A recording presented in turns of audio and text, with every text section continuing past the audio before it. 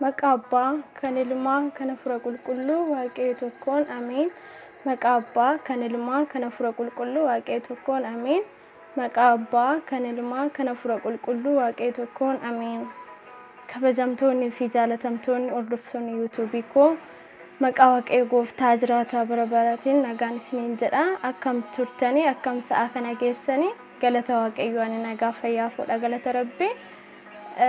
Warri YouTube kiyyaaf maatii taatan guddaa galatoomaa isiniin jedha. Warri immoo YouTube kiyyaaf maatii hin taane subscribe gochuutiin akka maatii naaf taatan kabajaanan isin gaafadha jechuudha. Kabajamtoonni hordoftoonni koo hundumti keessaniyyuu hunduma kan dursu nagaadha waan ta'eef akkam turtan akkam sa'a kana geessanii ergaawwanan simbiraan ga'aa ture gorsoota barumsota faaruu fi kan kana fakkaatan simbiraan ga'aa akkam ture yaadattu. Isarratti immoo yaadni keessan baay'ee natti tole. Har'a kanaan dhufeef isin galateeffachuudhaaf jechaadha. Galata dhuguma laphee irraa galata isiniif dhiyeessuufanii karaa kanaan dhufee jechuudha. Kanaaf hundumti keessaniyyuu waan na jajjabeessitaniif guddaan isin galateeffadha. Waaqayyo Gooftaan isin haa eebbisu. Akkasuma immoo warroonni faallaa yaadota faallaa naaf kaastanis hin jirtu jechuudha. Baay'ee jechoota baay'ee wantoota garaagaraa naan jechaa turtanii keessattuu baadiyyaa irratti otoo tajaajiltee amma asirratti baatee haasoftuu wantoonni akkasii wantoonni namatti jechoota hin taane namarratti dubbatan jiru jechuudha. Inni kun immoo dhugaadha.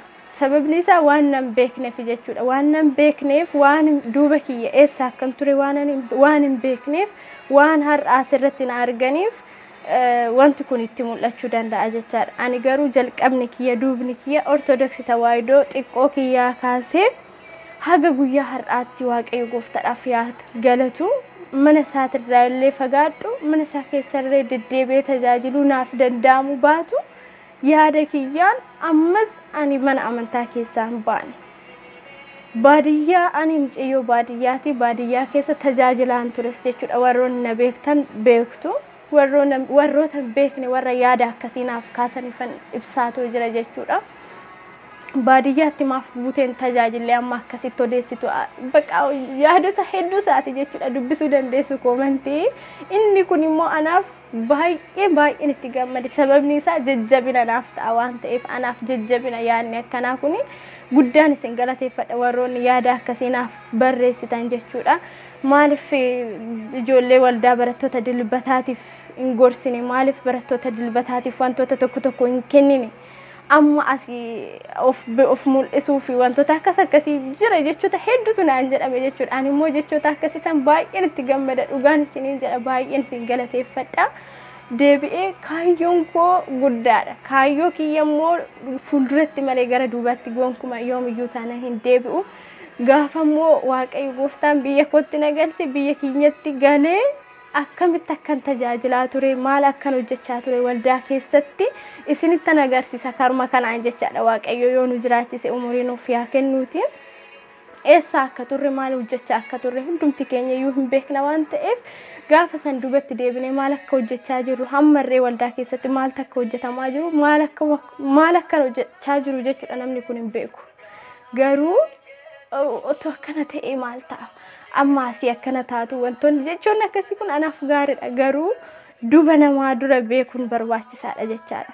Kanaaf ani immoo kaayyoon kiyya duubatti hin deebi'u fuulduratti malee gara fuulduraatti malee akkan isiniin jedhe kana booda wajjin baranna jechuun akkasii waan ani wangeela isin barsiisuudhaaf qophaa'e isinitti hin fakkaatina. Warroonni akkasitti hubattan wangeela isin barsiisa jechuu koof miti. Jecha sirrii hubadhaa kallattii jechaadha. Anis nan baradha akka keessan abboota garaagaraa barsiisota garaagaraatiin anis akkuma keessan asirraan karaa kanaan hin baranna. Nan baradha anis isin faana malee isinan barsiisa miti.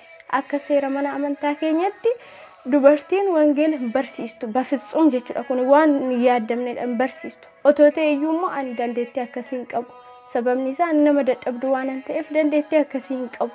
Kanaaf wangeela isin barsiisuu hin danda'u. Sinan barsiisa osoo hin ta'in karaa kanaan sheeran isiniif godha. Isa kana jechoota hin taanetti jijjiirtanii warroonni yaada keessan naaf barreessitan I'm so sorry. Dhiifama. hubannoo keessan yaada keessan kallattii ifaatti taasifadha hubadhaa sirriitti. Inni kun garuu yaadni sinaaf barreessitan baay'ee na gammachiise baay'ee na jajjabeesse jechuudha.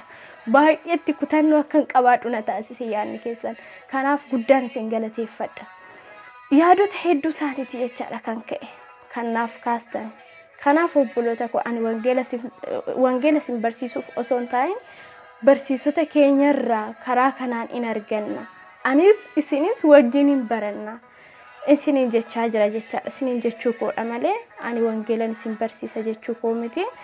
Wantoota baay'eedha waa'ee galataati irratti illee kanan kaasee bakka maaliif akka ta'e hin beeku gini qormaata yeroo wanta afuuraa hojjechuudhaaf kaan egaa qormaata akka qabnu hin beekna hundumti keenya iyyuu isa kanammoo obsaan jabinaan keessa darbuudha malee baay'ee ulfaatti.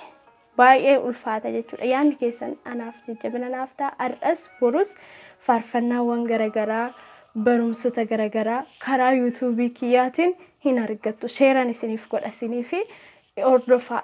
Akkammoo hunduma keessan bira ga'ummoo isin immoo laayikii koomentii yoo naaf kennitan daddafee nama hunduma bira iyyuu hin ga'a jechuudha. Kanaaf hundumti keessan warri na hordoftan warri na deeggartan waliif sheer gochaa turtanis sheer naaf taasisaa ammas gara fuulduraattis ganaa wajjin baran isheen xiqqoon arra bilbila kootiin waraabu kuni boru kaameraadhaan jechuudha. Kaameraadhaan waraabee sirriitti waan guddaa wajjin barachuu dandeenya. Waan guddaa wajjin hojjechuu dandeenya. Dhugaan isiniin jedha. Isuma dhugaa kanammoo abdiin qaba Waaqayyo irraa. Hundumti keessan iyyuu jechuudha. Yaada keessan irratti immoo wanti isin jechuu barbaadu wanti isin nuuf yaa ta'u jettan karaa kanaan nuuf dabarsi jettan yookaan otoo akkana ta'ee jettan yaada keessan ammas taanaan naaf barreessa baay'ee natti tola. Akka fedha keessaniitti malee akka fedha kootti miti jechuudha kan ta'u. YouTubein kun YouTube keessan kiyya qofa osoo hin taane YouTube keessan dabalateet keessanis. Kanaaf ijoollee tawaayidoo wanti kun otoo akkana ta'e Lidiyaa otoo waan akkanaa nuuf dabarsite jettanis ani isin wajjin hin jira isiniif dabarsuu hin danda'a wanta barbaadani. Kanaan isiniin jedha ammas like share comment naaf gochuu hin dagatinaa. Baay'een isin jaaladha baay'een isin kabaja ijoollee tawaayidoo fayyaanaa ta'a Waaqayyo gooftaan sifaana yaa ta'u. ወስብሐት ለእግዚአብሔር ወለወላዲቱ ድንግል ወለመስቀሉ ክቡር